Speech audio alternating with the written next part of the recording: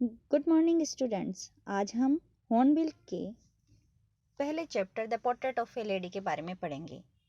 इस चैप्टर को लिखा है खुशवंत सिंह जी ने, और इस पार्ट के अंदर, इस छोटी सी कहानी के अंदर, उन्होंने अपने जीवन के अनुभव को शेयर किया है कि उनकी दादी के साथ उनके कैसे संबंध थे, उनका जो 20 साल का सफ़र था उनके साथ, वो किस तरीके से पहले साथ में रहना, साथ में खाना पीना, और फिर कैसे उनके बीच में दूरियां बढ़ी और आखिर में वो गुजर गई।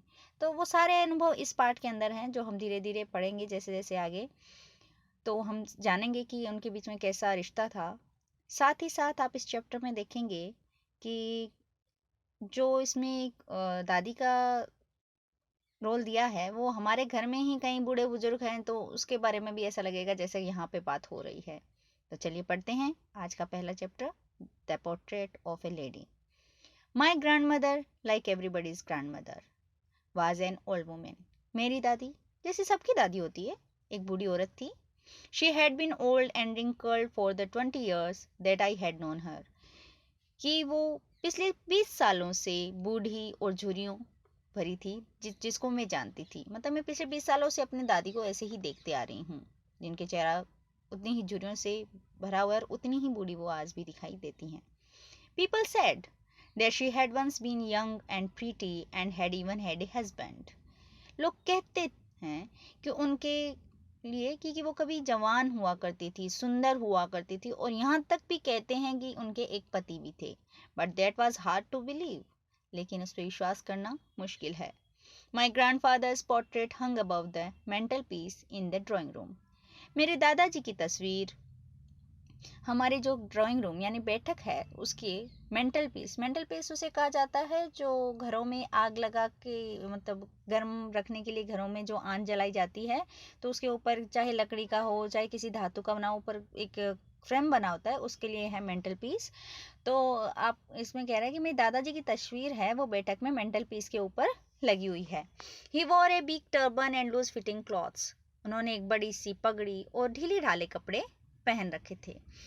His long white beard covered the best part of his chest and he looked at least 100 years old. कि उनकी लंबी सफ़ेद दाढ़ी ने लगभग उनकी जो छाती सीना है उसका हिस्सा घेर रखा था, ढक रखा था, और वो कम से कम उस तस्वीर में 100 साल के तो लग रहे होंगे।